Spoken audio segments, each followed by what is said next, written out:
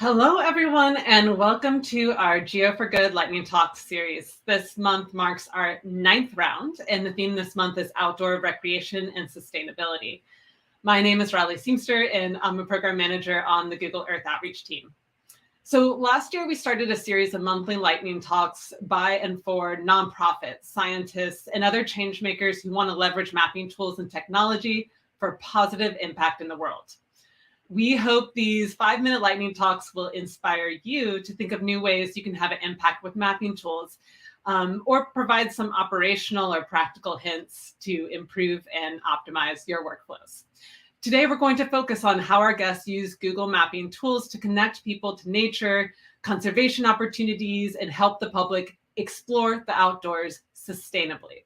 I'm very excited to welcome today's speakers, Don Buehler, John DeGroote, and Ronald Maurice Hall. So before we kick off the first presentation, I just want to call your attention to two things. The first is the Q&A feature. So if you're watching live, you can write your question in the Q&A section just below this video. If you have a specific question for a certain speaker, please go ahead and put their name so we know which speaker your question is for. And submit your questions. We have someone monitoring the Q&A section. They're going to be getting all your questions together, passing them on to me, and we'll answer those after the 3 talks. The second thing I want to call your attention to is there should be a link to the slides that you'll see today just below the video in the resource section if you want to be able to follow along. So with that, let's go ahead and get started. Our first talk is from Don Buehler, Kansas Riverkeeper and Executive Director of Friends of the Kaw. Don is a non-governmental public advocate that works to protect and preserve the Kansas River. Let's hear her talk. Hello. Thank you for this opportunity to present our updated Kansas River Access Map. The Kansas River is a 173-mile-long prairie river located in Kansas, and it encompasses 61,000 square miles, including the upper half of Kansas, eastern Colorado, and central Nebraska. We used the Google tools to update our Kansas River Access Map this year. The river is a national water trail and one of only 3 public rivers in the entire state of Kansas. The river is considered to be in the Goldilocks zone, where it's shallow enough for paddle sports and fishing, but it's not deep enough for barge traffic. Kansas ranks 49th out of 50 states for public lands, and the Kansas River is one of the largest public lands in the entire state. This makes the river an important part of the state tourism and recreational use. The river also has 3 low-head dam structures that expand across the river, and it also has 3 partial low-head dam structures that have to be navigated safely. So accessibility to this information is really critical to ensuring safe journeys on the river. Our map is also the only comprehensive resource for the Kansas River, and it is utilized by our local, state, and federal partners and linked by many of our state tourism and travel pages. So we know that people coming in from outside of Kansas into Kansas and utilizing our river will find this information very useful. So we started off talking about our map and what problems we wanted to solve with the upgrade to our river access map. The first goal was to upgrade to the latest version of My Maps.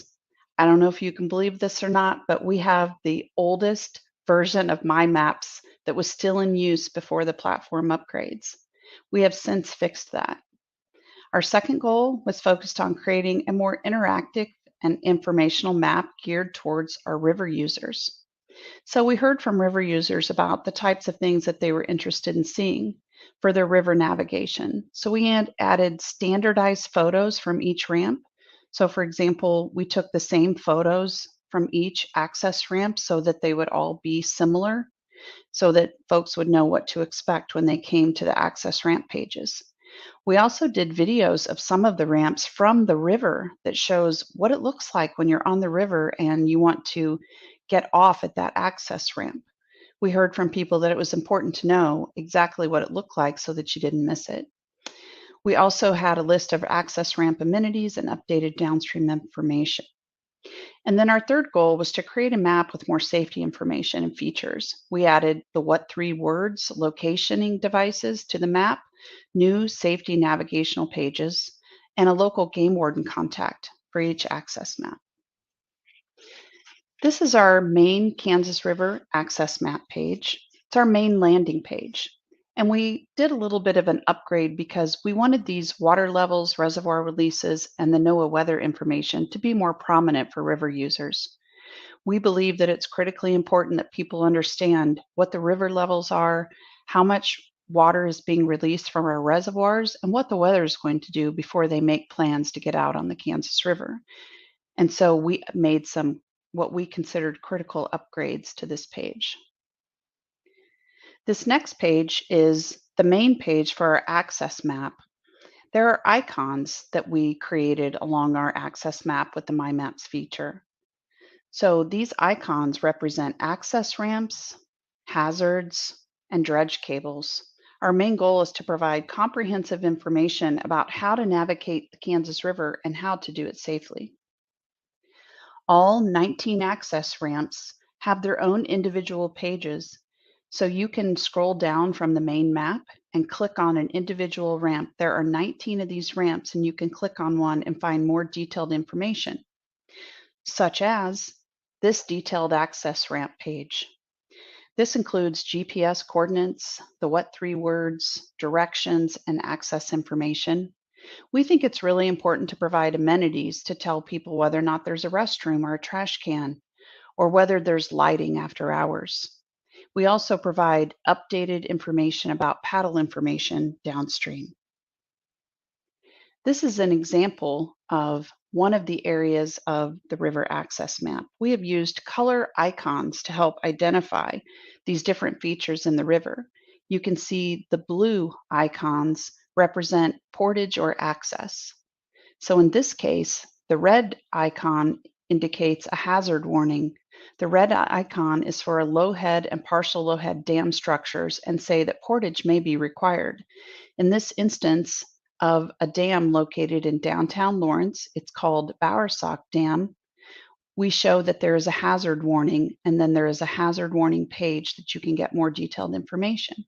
Then there's also information on how to portage around that dam structure, as well as a downstream access ramp location downstream from the dam. We also included detailed photos with suggested paths for portage around hazardous structures in the Kansas River. You can see from this particular photo that this is again Bowersock Dam and the portage, and we've included a portage path to show you how to portage around Bowersock Dam, all located from within a click within the map feature.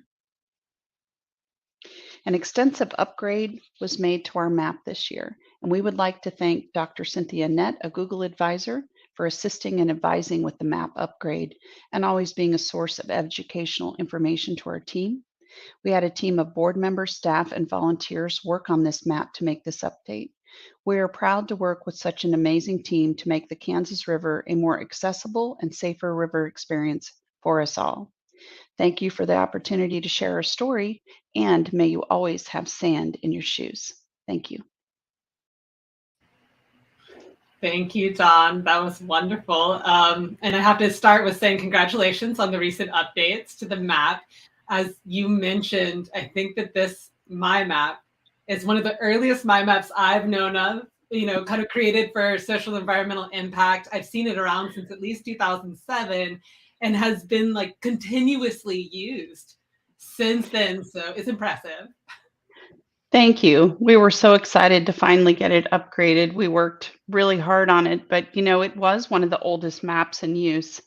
And it's the only resource across the state for the Kansas River. So it was highly used by lots of folks. And we knew it was getting a lot of clicks and really over time knew that we needed to make this upgrade. So it was sorely needed. Wonderful. So I know in your talk you kind of mentioned some of the upgrades that were made, but Was there any change or upgrade that you were kind of the most excited about or proud of? Probably the biggest change that we made was we looked at the map from a user experience, and this really happened after in 2019. I personally went to a river that's a water trail in another state, and I could not find one resource to find all of the access maps. And I came back home and I said, what are we going to do so that when people come to Kansas, they have a one-stop place to find everything they need? And so we really worked on this map from the user's perspective. If I'm coming in from out of state or if I'm a local user, what kind of information would I need? Hmm. Oh, that's wonderful. One thing I noticed as I looked at the map, like you mentioned in your talk, that you went to each access point and you took pictures and videos of what it was like, to get the boat in the water. And I'm curious, like how much investment do you need to make in continuing to update the map? Like, do conditions change? Do you need to kind of manage updates? So, yeah, how do you think of all that, like keeping the map fresh going into the future? Well, I think our team feels really confident now after going through this process with keeping it updated on a regular basis. But for example, just yesterday, we uploaded a new video to an access ramp. We have over 300 what we call river guides. They're volunteers that help us manage all the river and the pollution and the access points. And they have been critical in helping us. And one of our guides sent us a new video. And so we just uploaded it yesterday. And so I think this is going to be, the way that things move in the future. As things change, we're going to want to make sure that the public has the most updated information. Amazing. Well, thanks so much for giving a talk. We'll have you back in a few minutes to answer questions from the audience. But I think we're going to move on to the next talk now. Thank you so much. So now we're moving on to our second talk. Our second talk is from Ron Hall of Evans Hall, Inc. So Ron performs web-based projects, 3D modeling, data visualizations, training, and consulting for commercial, nonprofit, and educational entities. He's been a member of the Geo for Good community since before I joined the team back in 2010. And he's just a wealth of knowledge on tools across the Google platform. He's truly earned his self-professed title of Google Geek. So today, Ron is going to share how he's used his Google toolkit to help connect people to nature and recreation in public spaces. Let's hear Ron's talk. Today, I'm going to talk about using My Maps, My Business Listings, and the local guide program to connect people to nature and recreation in public spaces, while also enabling sustainable usage of those areas. In my opinion, public spaces are the cornerstone of sustainable outdoor recreation, and recreation is a key portal to understanding, caring for, and using natural resources and public lands in a sustainable manner.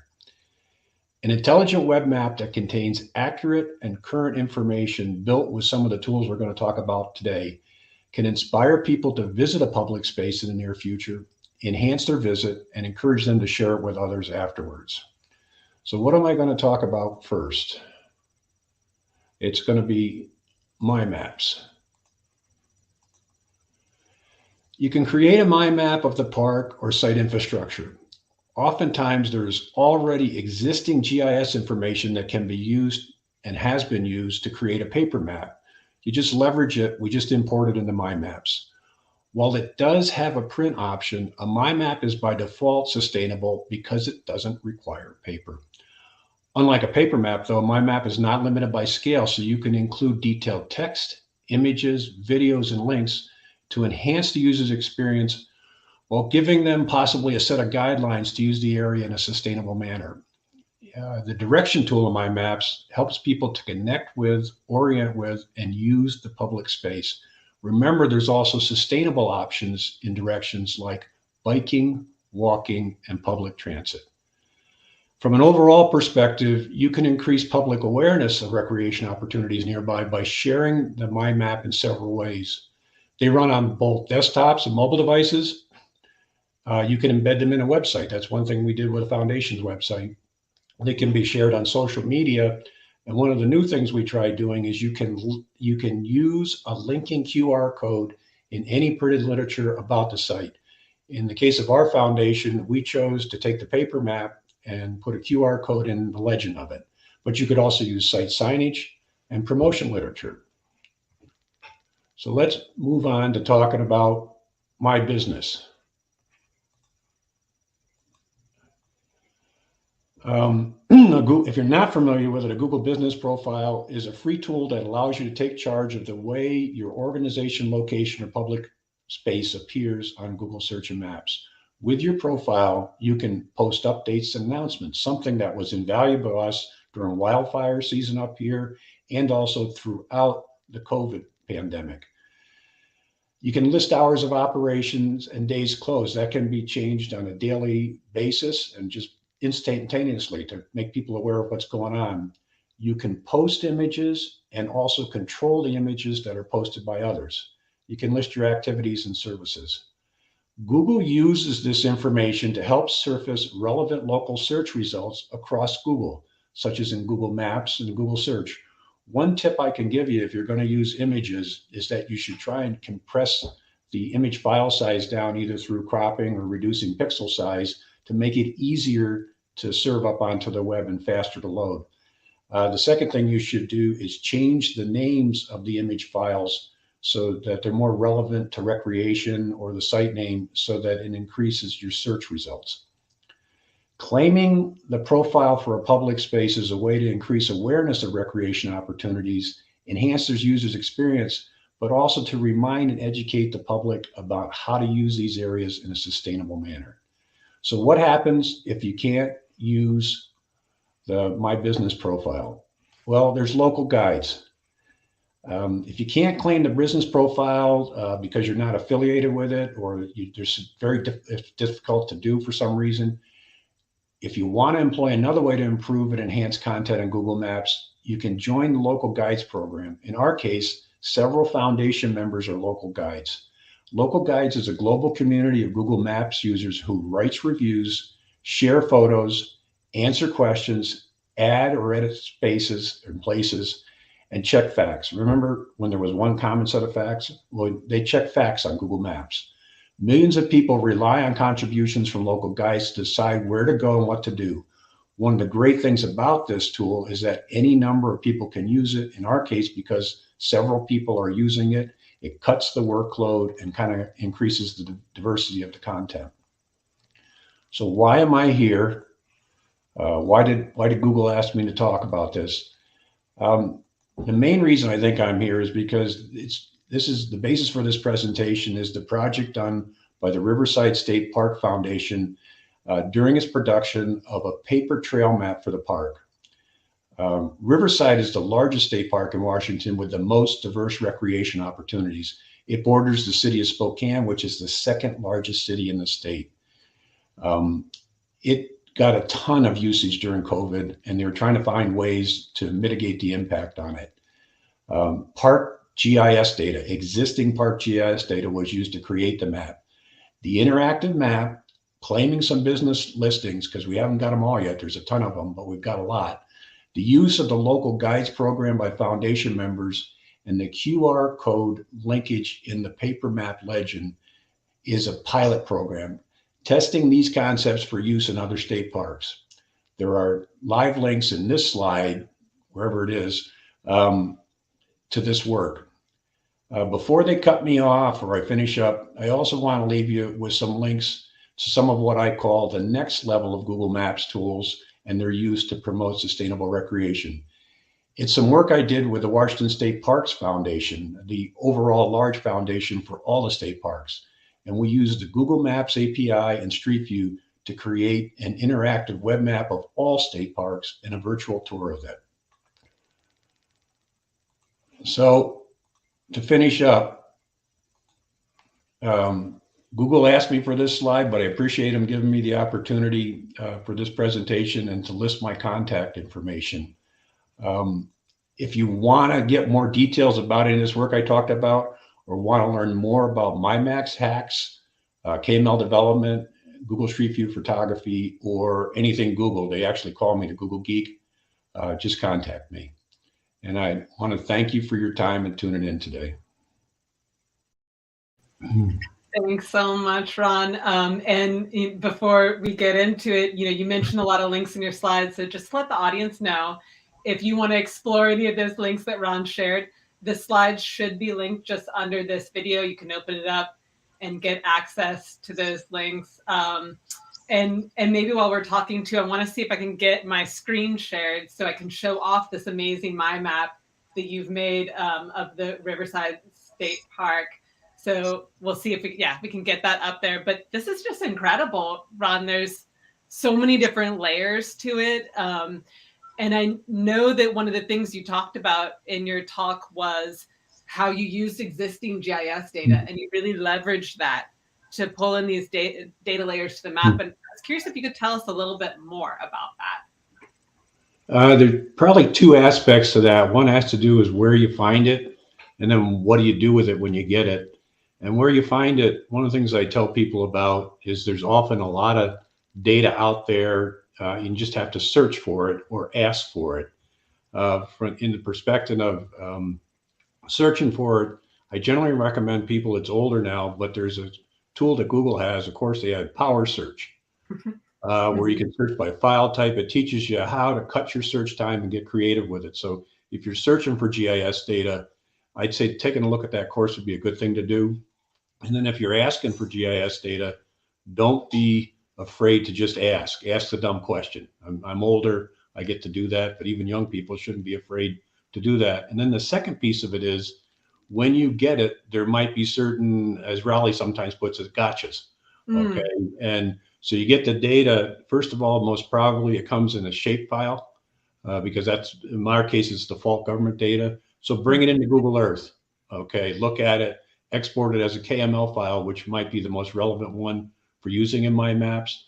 The second thing you might find is that the files might be large or the file information that's with it might be complex and not suitable to your map. So you can use, when you import the data, you can style it and edit it within My Maps, or you can work with it over in Google Earth Pro, do that. The second thing, I mentioned it before, I think in the video about downsizing file size, you might have to downsize data set size. Don't be afraid to do that because you might get all the state park trails. You might get all the river information. So you bring it into Google Earth, you can edit it there. And then the last piece, and this is kind of some of the My Maps hacks I have, take a KML file and just open it in a text editor and get familiar with KML, because there are limits in the size of My Maps files, and you'll run into this particularly with line files, and you can actually edit the KML to get what you desire out of it, to get the KML in it, and then add the content back to it. So. Wow. Yeah. It sounds like there's some kind of massaging the data steps that need to happen before you bring it into the My Map. I would say not necessarily, but bring it in, look at it, and then see if you need to do that. But other than cutting the file sizes down. Wonderful. And I was also curious just to hear a little bit more about the pilot you mentioned of including the QR code on a paper map. I was kind of curious why you decided to try that, and just to tell us a little bit more about how it all works. It kind of came, I'll take credit for that. Okay. We were on a trip cross country to the state of Wisconsin when we first could travel during COVID. And because I live up in Spokane and we travel a lot by car, we went through Yellowstone. And we're out on the Yellowstone River at Artist Point. And from the last time I was there till this time, it'd been a number of years. And I'm sitting out there and there's a trail map, because in the old days we hiked it. There was a young couple standing in front of it with a cell phone. Okay. And they were trying to figure out if they should take the trail. I had a conversation with them, and we use web-based maps. And I've got a whole collection of paper maps from my hiking and stuff. And they're sitting in a drawer. Okay. Because I've used web maps in a lot of locations, and especially national parks. So I just thought about, like, I'm looking at the sign and there's nothing there that says A, information, there is a web map, and B, if you use a QR code, that you just hold your phone right up to it and get it. So part of what we were doing, as I talked about in the video, was putting a paper map together. That was the whole genesis of this. So I said, why don't we make an interactive map, because we're going to have the data. And so that's where the GIS data came in. And I said, why don't, in the legend, we put a QR code in so that people who buy the paper map, okay, would have the QR code. And then it might also help drive sales of the paper map, because they could access it. We could put it on the website. And then the last piece, which takes a little bit longer, and like Dawn talked about site signage and things like that and her thing, the whole idea of possibly putting on site signage so that people can access it there. Because part of what we wanted to do, and this was interesting listening to what Dawn said, was to give people more information to use, so they created less problems, more sustainability while they were doing it. And that's kind of where, when you were talking about massaging the data, okay, it's massaging the content that goes along with it might be a better way to do it. So you can expect to do some time like that. Wonderful. I think it's a fantastic idea. Good luck on the pilot. Can't wait to hear how it goes. We're going to bring you back in just a few minutes for the Q&A. Thank you, Ron. Okay, now our third and final talk is from John DeGroote, who's an instructor in geography and a director of the GeoTREE Center at the University of Northern Iowa. So the GeoTREE Center works on applied projects supporting UNI faculty and staff, working with collaborators locally, statewide, and beyond. So let's hear John's talk. Hello, I was going to talk today about using some Google geotechnologies to help tell stories of some local organizations. First, we're from Iowa. I'm based out of Iowa. Iowa's a state in the Midwestern United States that has been extensively changed due to agriculture, and we've lost greater than 99% of our native prairie, native wetland habitat. At the University of Northern Iowa here, we have an organization called the Tallgrass Prairie Center that's a national and regional organization, leading organization that carries out research, outreach, and extension in helping to restore native prairie habitat in Iowa. Native prairie habitat is very important because it provides habitat for birds and insects. It helps improve water quality, it builds soil quality, and it sequesters carbon. So the Tallgrass Prairie Center has various programs in which they grow native prairie seeds. They help to establish native prairie across the state of Iowa along roadsides, but also in a program they call Prairie on Farms, where they're trying to embed native prairie in farming systems. One of the things that they lack, though, is virtual kind of dynamic resources that help them tell their story more effectively. So that's where we came in, where we're working with them through a grant from the Iowa Department of Agricultural Land Stewardship to develop some interactive virtual products that help tell their story better.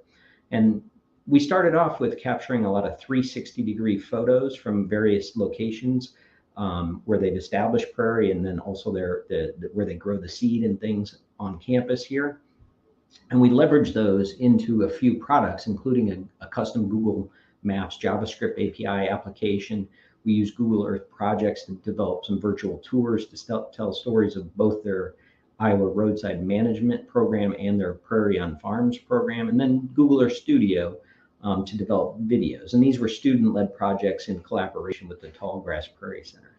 So numerous resources developed, 200 photos approximately of native prairie published to Google Street View, which have received a lot of views. And then again, they're using these products, the Tallgrass Prairie Center staff, to really get more word out and use these in places like conferences, educational settings, social media postings, things like that, to tell the story. So 4 or 5 products, including this custom web mapping application at the top, in which a user can examine locations across the state where they establish native prairie on farms, and then go into those 360 photos and learn more about how prairies function, about the different native prairie grasses and things like that. 2 different virtual tours developed using Google Earth projects for both their Iowa roadside management program and their Prairie on Farms program. So highly successful in the sense that they have a lot more resources that they can really dynamically tell their story a little bit better. So we also have carried out a similar effort with a local organization called the Cedar Valley Trails Partnership. This is more about recreational trail networks. We have a very rich trail network here that connects a diversity of urban and rural towns in this local area. These trails are used for both recreation, primarily recreation, but also commuting between different towns and things. So again, what we started with is taking a lot of 360 photos, publishing those to Google Street View from both hard bike trails, soft bike trails, but also water trails, and then building virtual tours around those using Google Earth projects, sharing those out with our local tourism organizations and also Cedar Valley Trails partnerships, and also Google Earth Studio videos, fly-throughs that are used to kind of give a context and tell the story of the overall trail network. So overall, trying to use Google products to more effectively develop storytelling that can be used by these organizations for education and outreach. So thank you for listening. Thanks so much, John, for the talk. And maybe while we're chatting here, I'll ask for my screen to be pulled up because I think people need to see the Cedar Valley Trails project and kind of see it move through Google Earth. It's just so cool how you use kind of the satellite imagery and all of these street views to bring the project together. As I flipped through this, I was curious, just, what do you think the value add is of allowing the public to see these trails, not just kind of on a 2D map, but with the satellite imagery and the street view?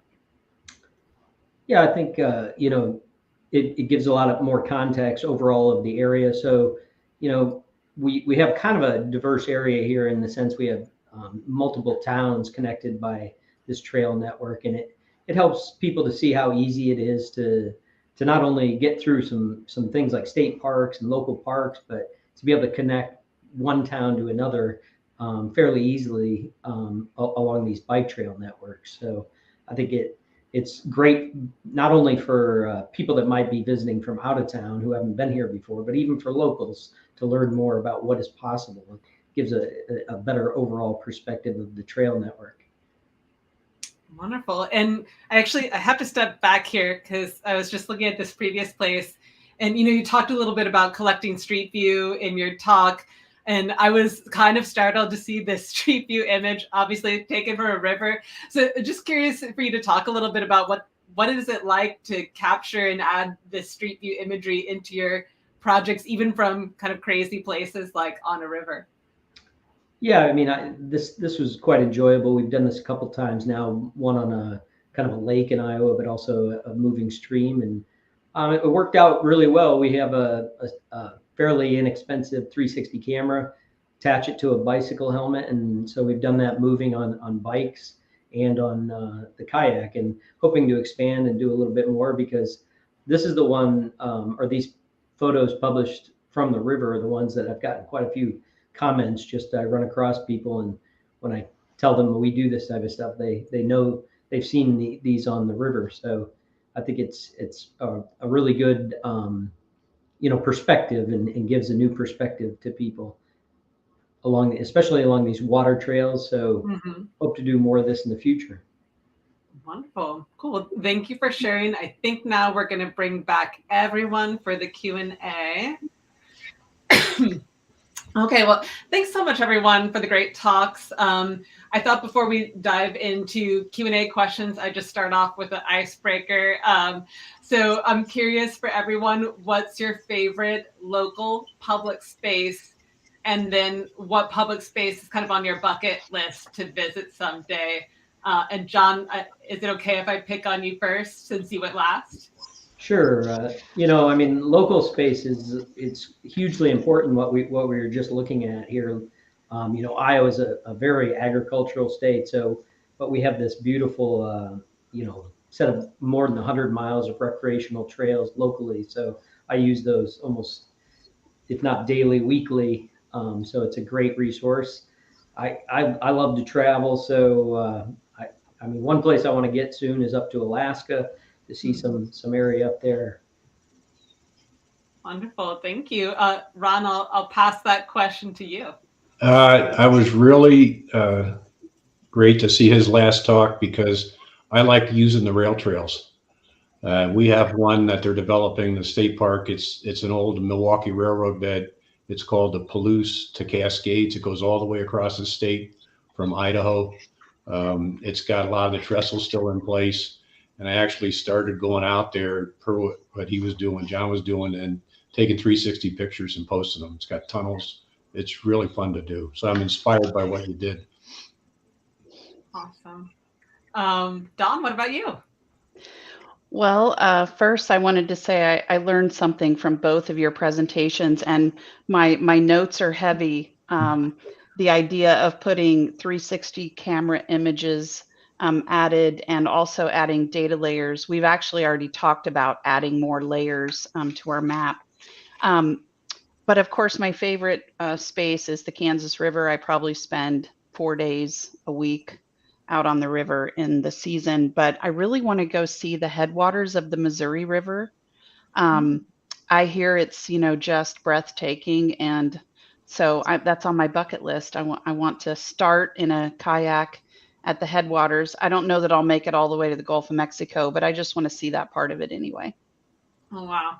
I feel like my bucket list has gotten longer just watching all the talks too. So now I have a lot of places I need to go visit someday. Great. Well, I guess let's go ahead and dive into some of the questions that we have. My first question is kind of for any of you.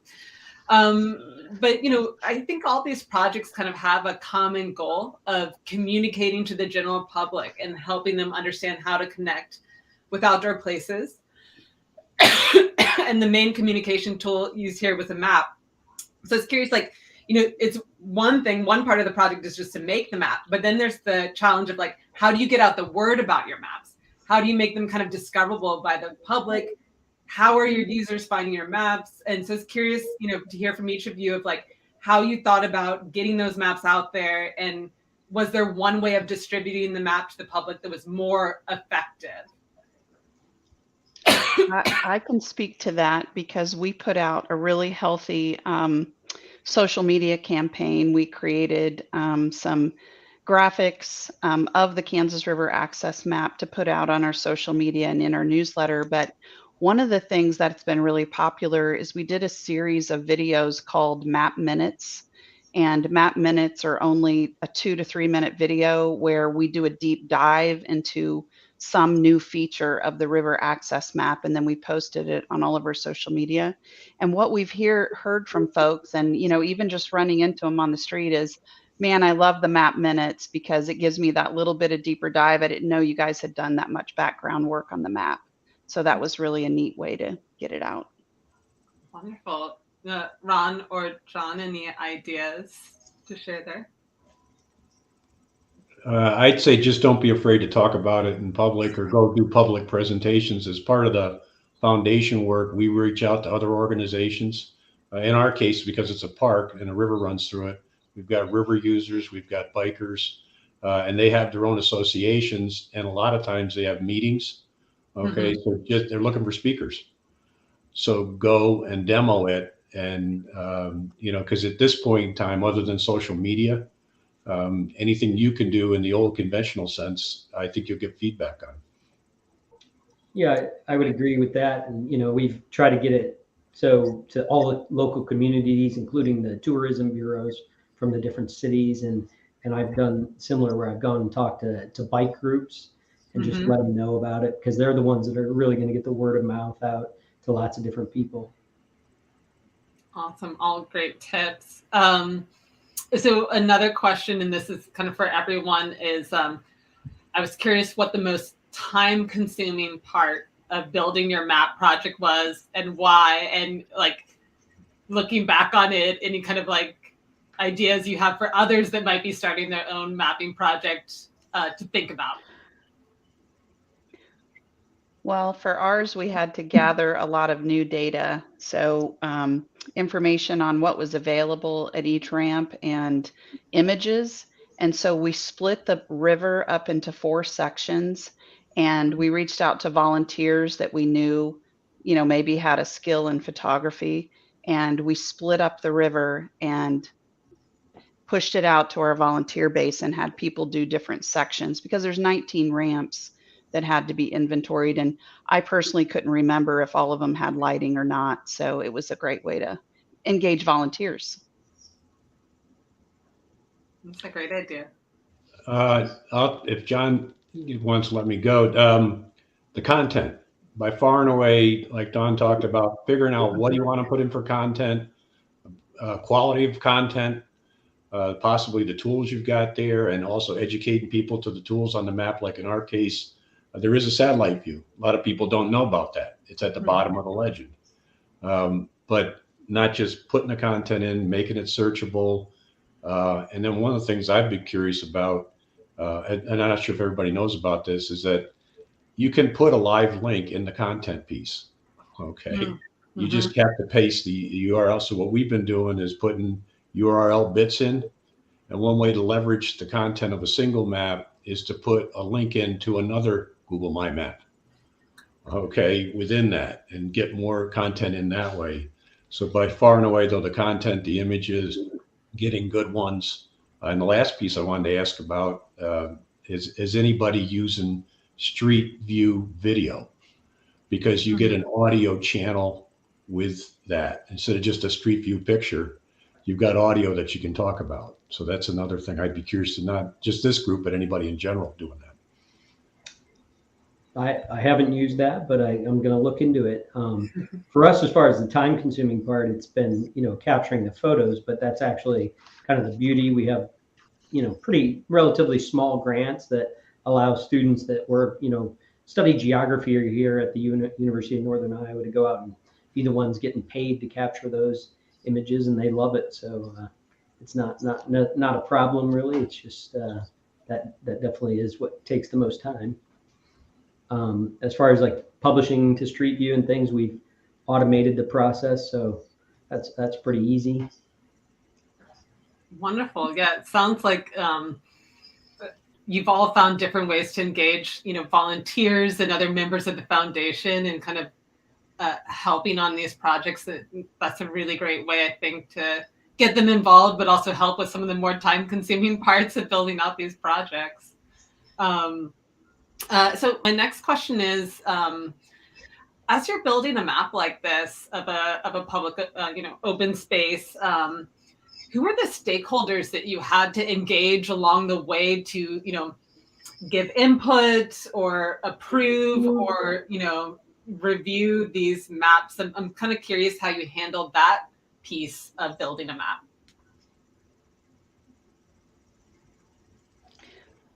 I can go first. So we had several different avenues that we went. First was that we went back to that river user group that is heavily engaged and volunteers with us, and went to them and said, okay, what do we need to upgrade? And we created a master document that, was a massive spreadsheet that said, okay, this ramp needs this and this and this. And we went through and started figuring out what all we needed to add, pretty much inventorying what we had and figuring out what we needed to add. So there was definitely a river user group. A second piece is all of the access ramps are maintained by either cities, counties, or the Kansas Department of Wildlife and Parks. And so we needed to engage them as well on the update to the access map. And then we also had a local Google advisor. We were fortunate to have one here in the local Metro Lawrence area, Cynthia Nett, that we worked with to give us advice. So it was a lot of different pieces, but lots of engagement for sure. Wonderful. Well, we have Ron. I'll speak up about one thing in particular about Google is that while we talked about some Google tools today, they have a whole package of tools that makes doing a project like this really easier. Okay, it's never easy because you got to get a human side to it. But what we generally I try and recommend, and we did here, was we set up a separate single Google account for it, where we could create Google documents. Okay, share those documents, share them in a public way, and even you got a YouTube channel if you want to use that. And then the last thing, and you mentioned on it, Raleigh, in your question about pilots. Sometimes it's easier to build a pilot to show people what you want to do rather than try and convince them orally to talk about it. So My Maps is a great tool for that, to just say, hey, this isn't the final thing, because you'll show a sample My Map to a stakeholder group and they say, can you put this in? And I generally say the answer is yes. Okay, maybe you can help me get the data so you get some engagement that way. So using the Google tool package, trying to set up its own account for it, okay, so that it's not running on Raleigh Seamster's account or Ron Hall's account or Dawn's account, so that everybody, and you can pass that password out. And then the last piece of it is I encourage people to go for public engagement and find stakeholders, because you'll get a better map. Amazing, great tips. And I love the idea of using My Maps as kind of like a way to pilot ideas. I think that's a fantastic use. John, anything to add? Well, I mean, again, we didn't need necessarily permissions, but we try to get buy-in from quite a few. We have a state park, so from there, and the local parks, and also the cities, the tourism bureaus, and then the local recreation advocacy groups, especially bike groups. That the more people that know about it, the better it can turn out as far as getting the word out. Wonderful. Well, I think we are actually out of time now. So I want to thank everyone for joining today's session. Just really thank you to each of our speakers for sharing their knowledge and experience with us and putting together that lightning talk. They were fantastic. And thanks to the audience for watching and engaging. We hope you are inspired and can bring away a few ideas for your own projects. So thanks to everyone, and stay tuned for our next lightning talk series next month. So goodbye for now. Bye-bye.